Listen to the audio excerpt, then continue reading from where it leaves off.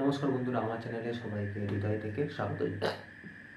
তো বন্ধুরা, আজকের আমি কোনো এক্সারসাইজ বা ওয়ার্কআউটের ভিডিও নিয়ে আসিনি। আজকের আমি নিয়ে এসেছি এক্সাম পারপাসের একটি ভিডিও নিয়ে। তো বন্ধুরা, সামনে আরপিএফের ফর্ম ফিল আপ হয়ে গেছে এবং সামনেই আরপিএফের রিটেন এক্সাম আছে। তো সেই ব্যাপারে আমি কিছু তোমাদেরকে বলতে চাই, ঠিক আছে, যে তোমরা কীভাবে প্রিপারেশান নেবে। তো বন্ধুরা, প্রিপারেশান তো সবাই নেয় 12 ঘন্টা, 13 ঘন্টা, 14 ঘন্টা করে পড়ে, ঠিক আছে। তোমরাও সেটাই পড়বে, সবাই পড়ে।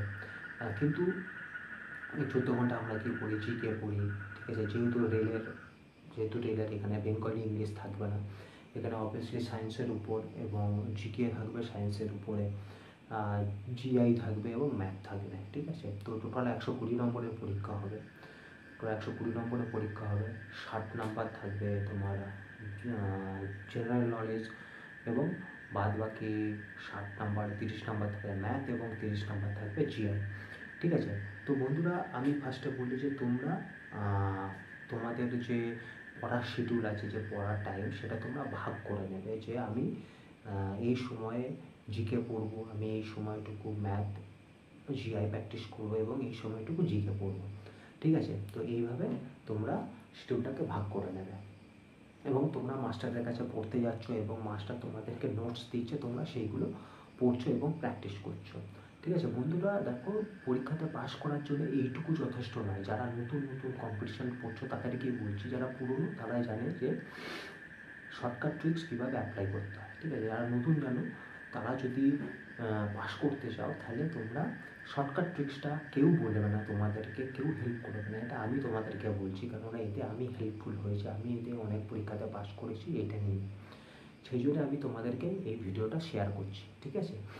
তো বন্ধুরা, শর্টকাট ট্রিক্সটা হচ্ছে তোমাদের শিক্ষক মহাশয় যে এগুলো নোটসগুলো দিচ্ছে, যে প্রিপারেশনগুলো দিচ্ছে পরীক্ষার জন্য, সেগুলো তোমরা পড়ো, ঠিক আছে। তার পাশাপাশি এক্সট্রাভাবে তোমরা কি পড়ছো সেটাই ম্যাটার করে যে তোমরা পরীক্ষাতে পাস করবে কি করবে না, ঠিক আছে। সেই এক্সট্রা পার্টটা কি?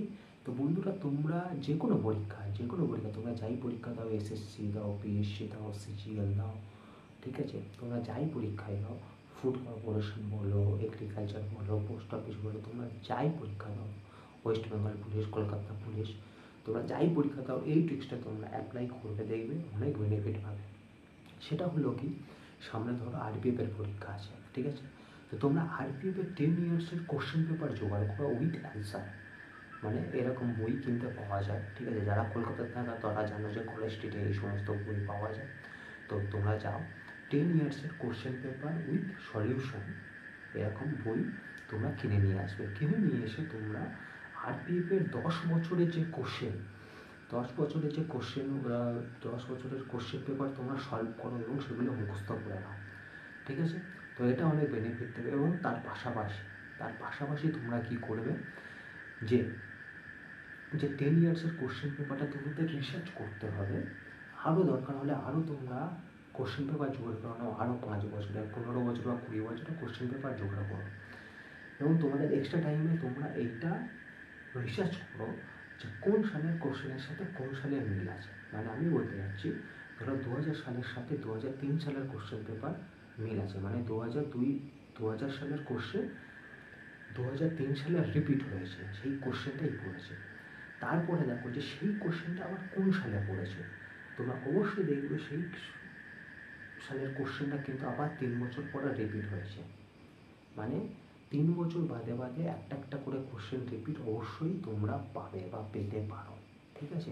কোশ্চেনটা জোগাড় করলে এবং তোমরা এটা দেখবে যে কোন কোশ্চেনের সাথে কোন ইয়ারের কোশ্চেনের সাথে কোন ইয়ার কোশ্চেন মিল আছে, মানে কোন ইয়ারের কোশ্চেন কোন ইয়ারে রিপিট হয়েছে। তো সেই হিসাবে তোমরা একটা ক্যালকুলেশন করে নেবে, দেখবে পরপর 3 বছর বা 4 বছর বাদে বাদে একটা কোশ্চেন রিপিট হয় বা রিপিট হয়েছে বা মিল আছে কোশ্চেনের সাথে। সেরকমভাবে ট্রিক্স করবে, করে এটা ক্যালকুলেশন করবে যে কোন কোশ্চেন পেপারটা 2024 সালের আরপিএফের এক্সামে পড়তে পারে, ঠিক আছে। তো তোমরা সেই কোশ্চেন পেপারটাকে একদম মুখস্থ করে রাখবে, একদম ঠোঁটস্থ করবে, যাতে তোমরা 100-এ 120-তে তোমরা 120টাই টাচ করতে পারো বা 100টা টাচ করতে পারো। তোমরা দেখবে অবশ্যই এতে বেনিফিট পাবে। তোমরা যখন 10 ইয়ার্সের কোশ্চেন পেপার সলভ করবে, আমি আশা করছি যে 120-তে তোমরা ম্যাক্সিমাম 80 থেকে 90% কোশ্চেন তোমরা কমন পাবেই পাবে, ঠিক আছে। এবং এই যে ট্রিক্সটা আমি বললাম যে কোন পেপার কোন কোশ্চেন পেপার কত সালে রিপিট হয়েছে সেটা ক্যালকুলেশন করলে 2024 সালে কোন সালের কোশ্চেন পেপারটা 2024 সালে রিপিট হতে পারে, এটা যদি তোমরা বার করতে পারো, সেই কোশ্চেন পেপারটা যদি সেরকম নিয়ম অনুযায়ী, সেই ট্রিক্স অনুযায়ী, স্ট্র্যাটেজি অনুযায়ী রিপিটেশন হয়, তাহলে তো বন্ধুরা তোমরা জেনেই গেলে যে তোমরা কোন কোশ্চেনটা পাচ্ছ এবং সেই কোশ্চেনটা নিয়ে তোমরা পরীক্ষা দাও এবং আশা করছি তোমরা পাস করে যাবে, ঠিক আছে। তো বন্ধুরা এবং পরীক্ষাটা তোমরা আগে ভালো করে দাও, ঠিক আছে। একটা কথা বলবো বন্ধুরা, মাঝখানে তোমরা সপ্তাহে 2 দিন দৌড়াতে যাও মাঠে, কারণ আরপিএফের এক্সাম, আরপিএফের মাঠ অত্যন্ত টাফ। 1600 মিটার 5:45-এ করা মুখের কথা না, অত্যন্ত হার্ড প্র্যাকটিস করতে হবে। তোমরা এটা কখনোই ভাববে না যে আমি রেজাল্ট আউটের পরেই মাঠ করবো, সেটা তোমরা কোনোদিনই পারবে না, কারণ রেজাল্ট আউটের পরে 12 থেকে 13 দিন দৌড়ার সময় দেয়, 12 থেকে 13 দিন সময় পাও, তাতে তোমরা মাঠ করতেই পারবে না। তোমরা 1600 মিটার দৌড়াতে পারবে কিন্তু মাঠ কমপ্লিট করতে পারবে না, ঠিক আছে।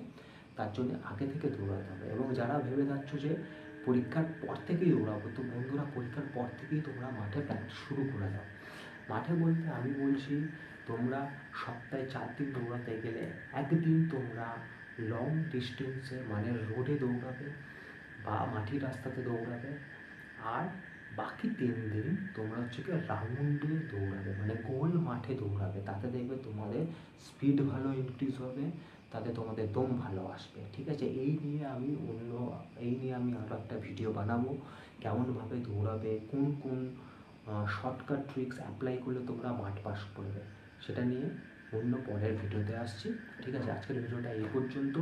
তোমরা যদি ভালো লাগে লাইক করো, শেয়ার করো এবং কমেন্ট অবশ্যই করবে। এবং আরও কিছু যদি পরীক্ষার রিলেটেড, এক্সাম রিলেটেড জানার থাকে অবশ্যই কমেন্ট করবে, ঠিক আছে। আর চ্যানেলটাকে অবশ্যই সাবস্ক্রাইব করো, ঠিক আছে। আচ্ছা ভিডিওটা এই পর্যন্তই, দেখা হচ্ছে পরের ভিডিওতে। নমস্কার।